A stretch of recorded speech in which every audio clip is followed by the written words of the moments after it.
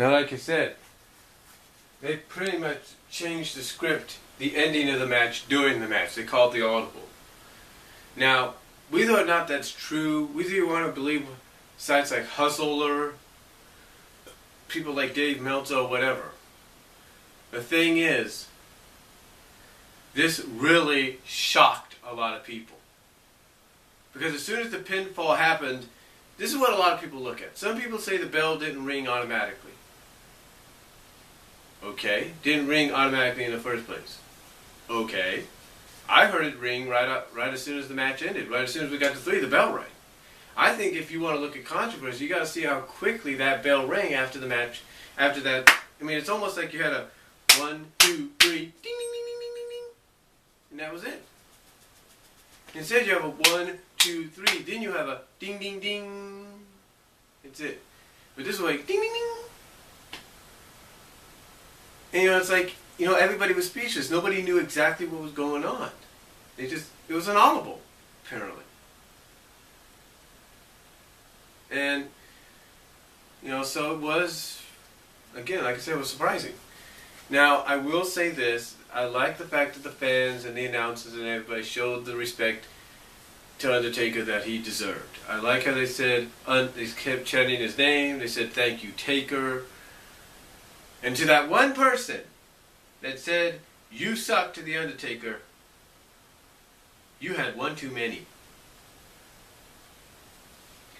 But anyway, like I said, the impossible happened and the streak is over.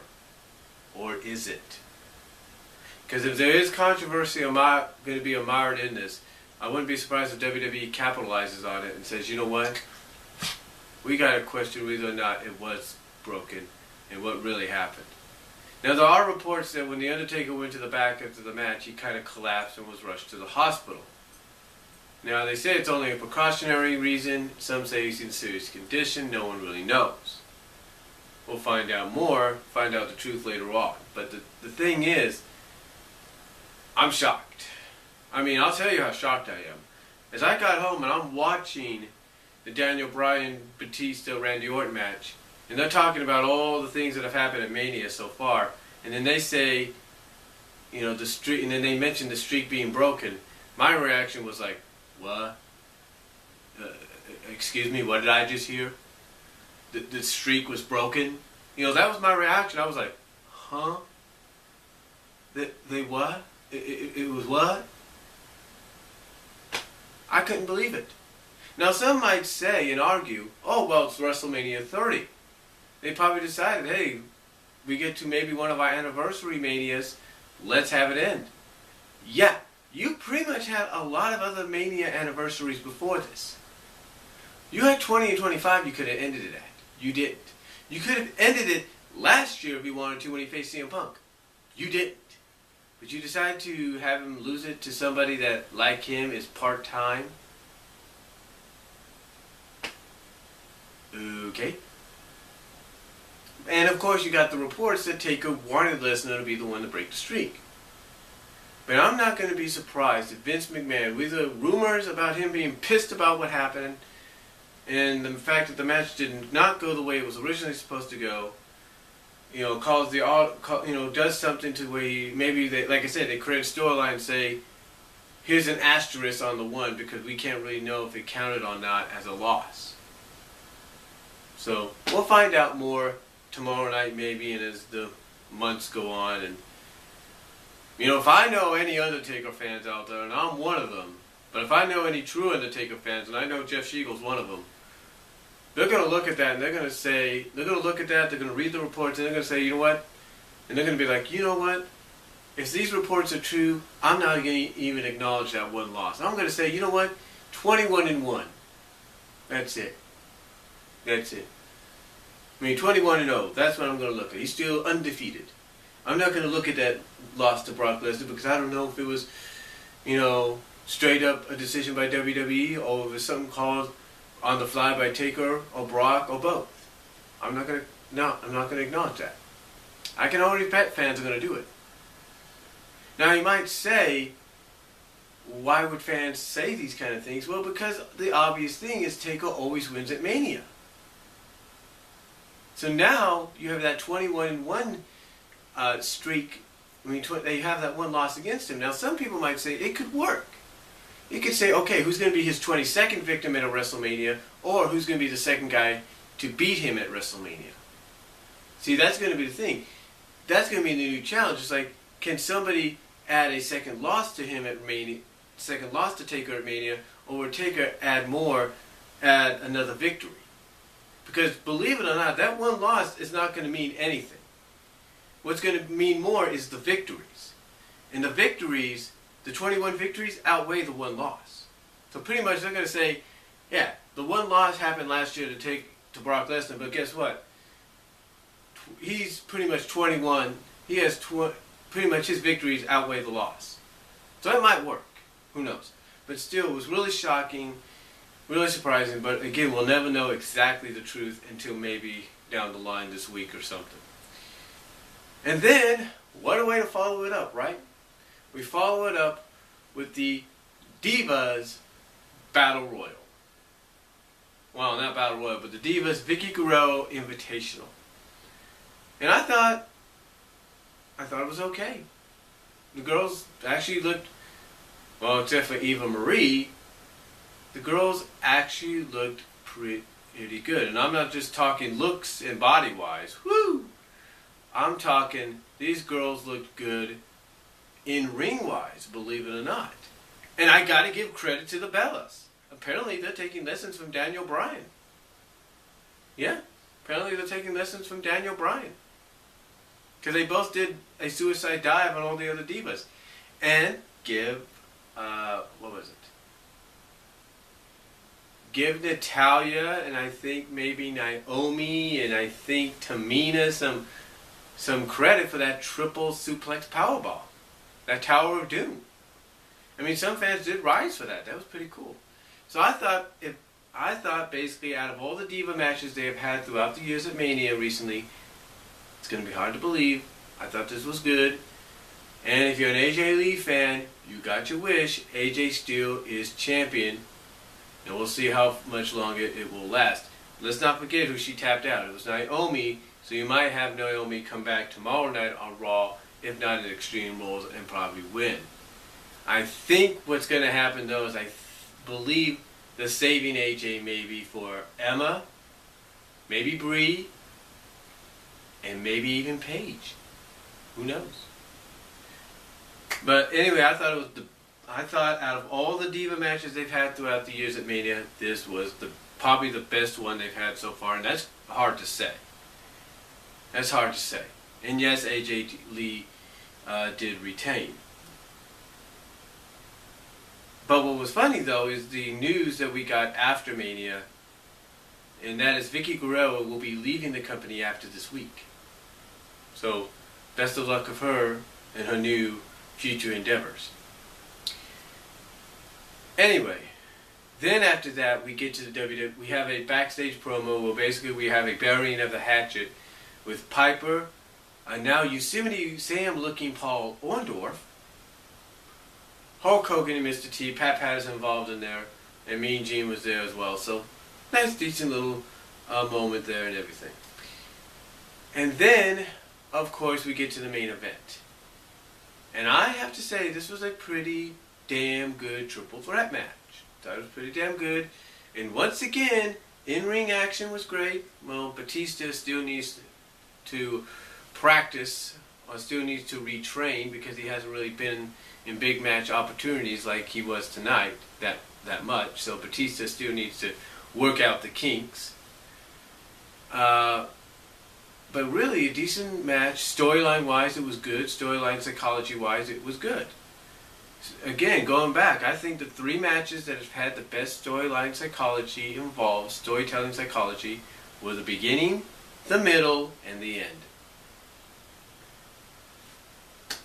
So this one had, again, some decent storytelling psychology in it. You had Triple H and Stephanie come out through the crowd and basically try to interfere and cost Daniel Bryan the match. You had Scott Armstrong try to screw Daniel Bryan, but instead of going like 1, 2, 3, It was more like 1, 2 regular count. You know, it's like basically you have Triple H yelling at him saying, "Hey, you're supposed to do a faster count." So he's like, "I'm doing the count. I'm doing what you told me."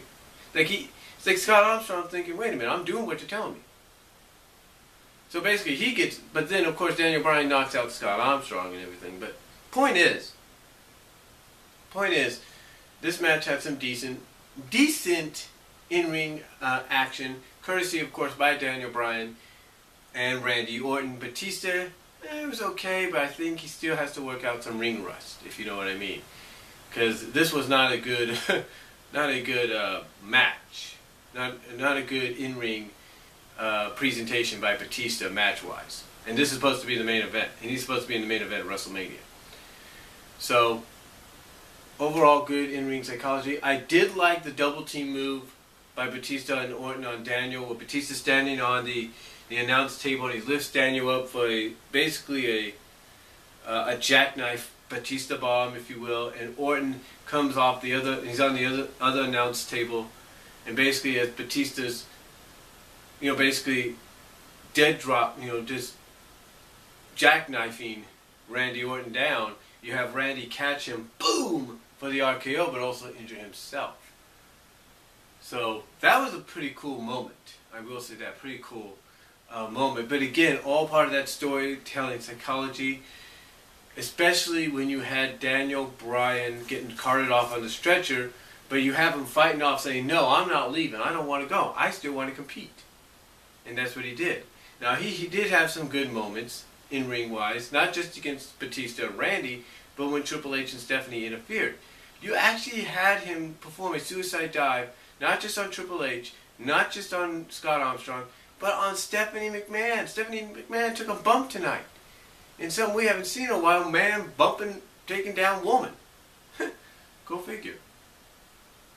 But anyway, I know I sound like a broken record, but just some great in-ring action, courtesy mostly of Daniel Bryan, with help of Randy Orton. Batista, on the other hand, still has some ring rust to work off.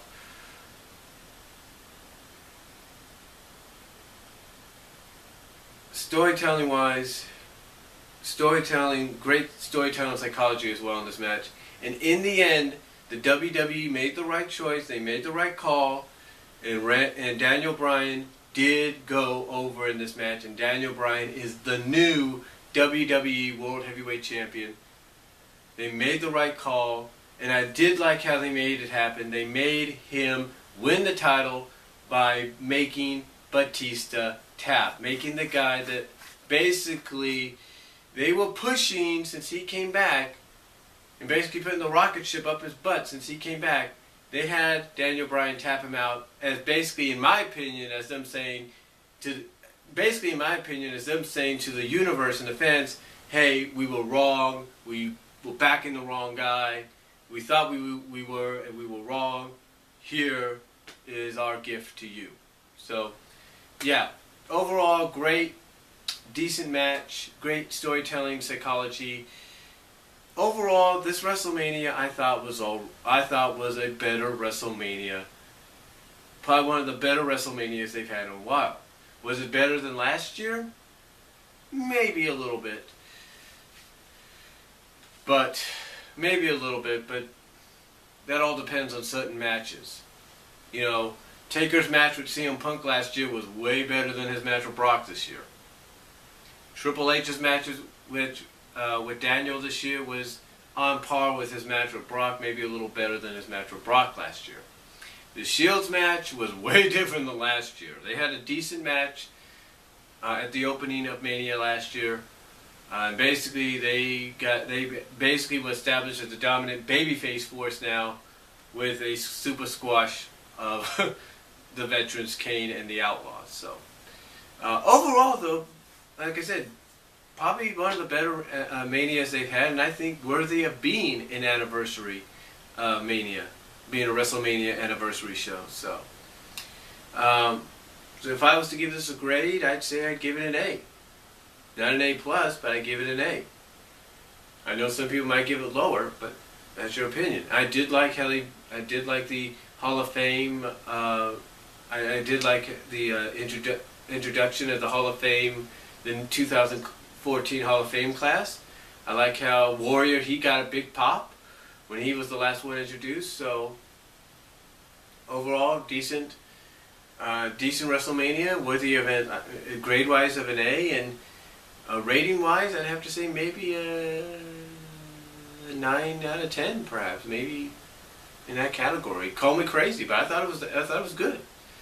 So overall, decent. If you have not checked it out, order the replay. If you have the network, watch the replay on there, hopefully with no hiccups, and check it out for yourself. So, and I do say, good idea letting the Usos go over, even though I probably would have had the Dark Horses, in my opinion, Los Matadors win. I will say good call letting the Usos keep the belts on the pre-show. But overall, decent show, and me, grade-wise, it gets an A, and rating-wise, maybe a 9 out of 10. So that's all I'm going to say about it. Let me know what you guys think down below. Comment if you like. Sorry this was in 2 parts, but just got a lot to say about WrestleMania 30 and how I was able to enjoy it this year. So comment below. God bless. Take care. I'm out.